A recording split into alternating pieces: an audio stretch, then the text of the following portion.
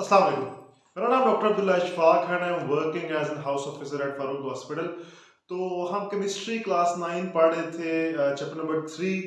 आज हम next lecture chapter number 3 का मैं आपको पढ़ाऊंगा, जिसके अंदर बड़ा इंपॉर्टेंट बड़ा कॉन्सेप्चुअल टॉपिक है ये, जो कि एटॉमिक साइज और एटॉमिक रेडियस से रिलेटेड है।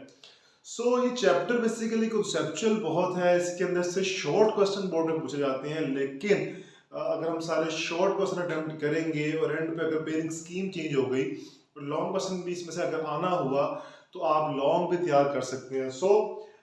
बच्चों को अक्सर समझने में ये टॉपिक्स जो आगे भी हम पढ़ेंगे अगले लेक्चर के अंदर, 3 लेक्चर में बनाऊंगा, इसके बाद 2 लेक्चर और एक ये मिला के नेक्स्ट लेक्चर के अंदर आयनाइजेशन एनर्जी और शील्डिंग इफेक्ट, और उससे नेक्स्ट के अंदर इलेक्ट्रॉन अफिनिटी और इलेक्ट्रोनेगेटिविटी के बारे में पढ़ेंगे। ये पांचों टॉपिक समझने के लिए आपको आज का टॉपिक समझ जाना बहुत जरूरी है, क्योंकि एक ही पैटर्न के ऊपर ये वाले टॉपिक्स हैं। Let us start from atomic size and atomic radius. तो आपने जो ये वाले टॉपिक्स अटेम्प्ट करना है, इसके अंदर आपने सबसे पहले आपको डेफिनेशन पता होनी चाहिए, डेफिनेशन के बाद एग्जांपल आपको आनी चाहिए, उसके बाद आपको इसके ट्रेंड्स पता होने चाहिए, ट्रेंड्स पीरियड के अंदर भी और ग्रुप के अंदर भी। और आपके पास जो कोई इसके अलावा कोई अगर पॉइंट है तो मैं आपको साथ साथ बताता जाऊंगा। एटॉमिक साइज और रेडियस के अंदर सबसे पहले डेफिनेशन आपको पता होना चाहिए।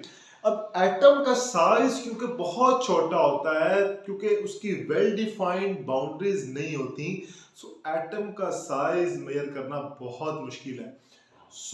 इस वजह से एटम का साइज मेजर करने के लिए हमने एक टेक्निक बनाई। उस टेक्निक के मुताबिक कैसे हम एटम का साइज मेजर कर सकते हैं कि अगर आप दो एटम्स या दो बॉन्डेड एटम्स का half of the radius measure कर लें तो आपके पास एटम का साइज आ सकता है। क्या डेफिनेशन होगी? Half of the distance between the nuclei of two bonded atom. आपने दो बॉन्डेड एटम्स ले लिए, ठीक है, ये दो बॉन्डेड एटम्स हैं और ये उनके क्या है, न्यूक्लियाई है। अब इनका इसका हाफ ऑफ द डिस्टेंस यानी कि इस न्यूक्लियाई से लेके यहां तक इसका रेडियस हो गया और इस न्यूक्लियाई से लेके यहां तक इसका रेडियस हो गया। अब अगर मैं, क्योंकि यहां से लेके यहां तक का साइज तो मेजर नहीं कर सकता, लेकिन मैं दो बॉन्डेड एटम्स के न्यूक्लियाई का आपस में डिस्टेंस मेजर कर सकता हूं। आपने इस न्यूक्लियाई से लेकर इस न्यूक्लियाई तक का डिस्टेंस मेजर कर लिया और वो आया 154 पिकोमीटर, अगर वो दोनों एटम्स कार्बन के होंगे। ये दो बॉन्डेड एटम्स थे, आपने एक एटम के न्यूक्लियाई से दूसरे एटम के न्यूक्लियाई, अगर वो बॉन्डेड एटम्स हैं, आपने डिस्टेंस मेजर किया और वो आया 154 पिकोमीटर। और अगर ये r है, ये भी r है, तो टोटल कितना आ गया? 2r। हम 2r नहीं कर सकते। अब इस 154 को अगर मैं 2 पे डिवाइड कर दूंगा तो मेरे पास सिंगल एटम का रेडियस आ जाएगा, विच इज 77 पिकोमीटर्स। तो इस तरह जो है वो एटॉमिक रेडियाई या एटॉमिक साइज को मेजर कर सकता हूं। तो ये था डेफिनेशन के मुताबिक। इसके बाद हम बढ़ते हैं इसके ट्रेंड्स। अब मैंने एक डायग्राम बनाई है, ये वाली। ये डायग्राम अगर आप इसको अपनी बुक पे बना लेंगे या अगर आप इसको मेमोराइज कर लेंगे तो बड़ा आसान हो जाएगा आपके लिए अगले टॉपिक्स भी समझना। This is a period and this is a group. अब पीरियड के अंदर देखें size, atomic size Aahista Aahista छोटा हो रहा है और ग्रुप के अंदर आहिस्ता आहिस्ता साइज बड़ा हो रहा है। आपने ये चीज याद रखनी है कि हमेशा पीरियड के अंदर एटॉमिक साइज डिक्रीज करता है जब हम लेफ्ट टू राइट मूव करेंगे। When we move from left to right in a period, atomic size decreases, and when we move from top to bottom in a group, atomic size increases. अब सबसे पहले तो अगर आपको short question आता है board के अंदर, बहुत इंपॉर्टेंट शॉर्ट क्वेश्चन है, right trend of atomic size along the period या फिर right trend of atomic size along the group. सबसे पहले आपने बताना है कि इंक्रीज करेगा या डिक्रीज करेगा। इसके बताने के बाद आपने बताना है कि रीजन क्या है। अब आपको रीजन बताता हूं। सबसे पहले हम पीरियड की बात करते हैं। एटॉमिक साइज डिक्रीज कर रहा है पीरियड के अंदर। किस तरह डिक्रीज कर रहा है ये देखें। अब आपको पता है कि पीरियड के अंदर एटॉमिक नंबर इंक्रीज करता है। एटॉमिक नंबर जब इंक्रीज करेगा तो Aahista Aahista number of protons भी इंक्रीज करेंगे, यानी कि एटॉमिक नंबर इंक्रीज करने से नंबर ऑफ प्रोटॉन्स भी बढ़ेंगे, क्योंकि atomic number number of protons के बराबर ही होता है। अब होता क्या है कि ये फॉर एग्जांपल आपके पास अब न्यूक्लियस के अंदर दो पार्टिकल्स होते हैं, एक प्रोटॉन होता है और एक न्यूट्रॉन होता है। न्यूट्रॉन पे कोई चार्ज नहीं होता, जबकि जो शेल्स हैं, ये देखिए मैंने शेल्स बनाए। अब शेल्स के अंदर क्या है, इलेक्ट्रॉन्स है। शेल्स के अंदर क्या है, इलेक्ट्रॉन्स।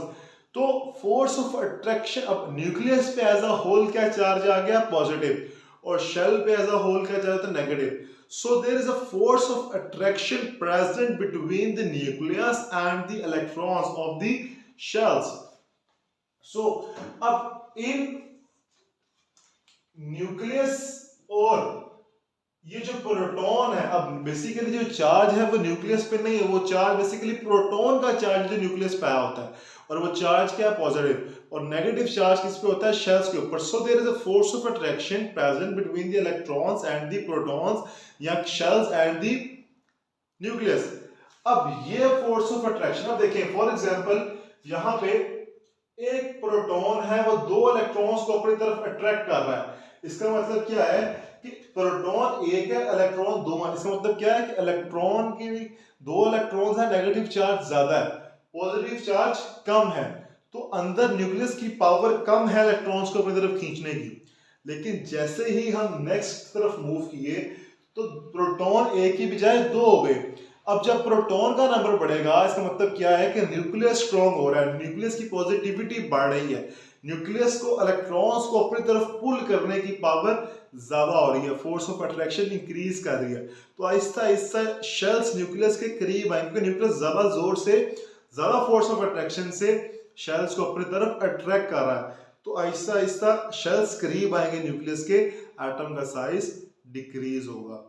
फिर उसके बाद देखें, अब इस शेल के, इस एटम के अंदर तीन प्रोटॉन, यानी कि प्रोटॉन और बढ़ गए, एटॉमिक नंबर बढ़ने की वजह से प्रोटॉन का नंबर और इंक्रीज हो गया, और इलेक्ट्रॉन सेम रहेंगे, यानी कि प्रोटॉन्स पॉजिटिविटी न्यूक्लियस की और बढ़ गई। अब वो और ज्यादा पावर से शेल्स को अपनी तरफ खींच सकते हैं, शेल्स और करीब आ जाएंगे, और एटम श्रिंक कर जाएगा, एटम का साइज और छोटा हो जाएगा। So there is increase in effective nuclear charge along the period. अब रीजन क्या है कि जो एटम है वो साइज डिक्रीज करता है along the period. The reason is this: there is increase in the effective nuclear charge when we move from left to right in a period. So this is the reason. उसके बाद अगर मैं group की बात करूं तो group में जब हम मूव करते हैं तो देखिए यहाँ पे एक शेल है, यहाँ पे दो शेल है, यानी ग्रुप के अंदर जब हम जाते हैं तो Aahista Aahista number of shells बढ़ते हैं। तो देखिए जब एक शेल था, तो एक शेल था यहाँ पे, तो एक शेल और उसकी फोर्स ऑफ अट्रैक्शन आपस में जो है वो है, लेकिन जब Aahista Aahista number of shell बढ़ेंगे तो जो वैलेंस इलेक्ट्रॉन्स थे यहाँ पे, तो ये इलेक्ट्रॉन देखें, पहले ये वाला इलेक्ट्रॉन इस न्यूक्लियस से कितना करीब था, Aahista Aahista number of shell के ऐड होने की वजह से वैलेंस इलेक्ट्रॉन्स और न्यूक्लियस आपस में दूर जा रहे हैं, और साइज एटम का क्या हो रहा है, बढ़ रहा है। So the main reason of increase in size of an atom along the group is the addition of shell along the successive element, यानी कि नेक्स्ट एलिमेंट जब along the ग्रुप के अंदर जब हम मूव करते हैं फ्रॉम टॉप टू बॉटम, तो Aahista Aahista number of shell बढ़ते हैं, जिसकी वजह से वैलेंस इलेक्ट्रॉन और न्यूक्लियस एक दूसरे से दूर जाते रहते हैं और एटम का साइज बढ़ना शुरू हो जाता है। तो एक छोटा सा कॉन्सेप्ट अगर आप सिर्फ एटॉमिक साइज का जहन में रख लेंगे तो अगले सारे टॉपिक समझ में आपको आ जाएंगे। इसके बाद एक और बड़ा इंपॉर्टेंट शॉर्ट क्वेश्चन आता है, what is the trend of atomic size along the transition element. So क्या ट्रेंड है, अब ये थोड़ा सा डिफरेंट है, आपने याद कर लेना, आपकी बुक के अंदर एक पैराग्राफ लिखा हुआ है, बहुत ज्यादा बोर्ड में पूछा जाता है, 4 शॉर्ट क्वेश्चन बनते हैं इस टॉपिक से। Define atomic size radius with example, right trend of atomic size along the period, right trend of atomic size along the group, and the last one is right trend of atomic size along the transition elements.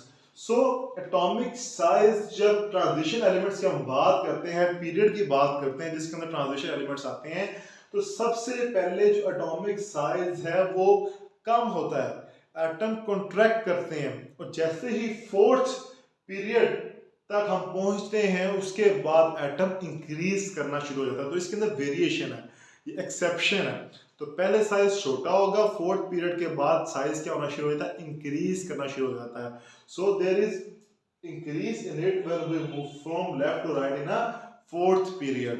So this is the trend of atomic size along the transition elements. तो ये था आज का lecture. छोटे छोटे से short questions थे, बहुत इंपॉर्टेंट, लाजमी बोर्ड में पूछे जाते हैं। नेक्स्ट वीडियो में हम शील्डिंग इफेक्ट, आयोनाइजेशन एनर्जी दोनों टॉपिक कवर करेंगे। उसके बाद इलेक्ट्रॉन एफिनिटी और इलेक्ट्रॉन नेगेटिविटी कवर करेंगे। इस तरह हमारा चैप्टर 3 भी खत्म हो जाएगा। नेक्स्ट वीडियो में हाजिर होते हैं नेक्स्ट लेक्चर के साथ। इजाजत दें, तब तक के लिए अल्लाह हाफिज।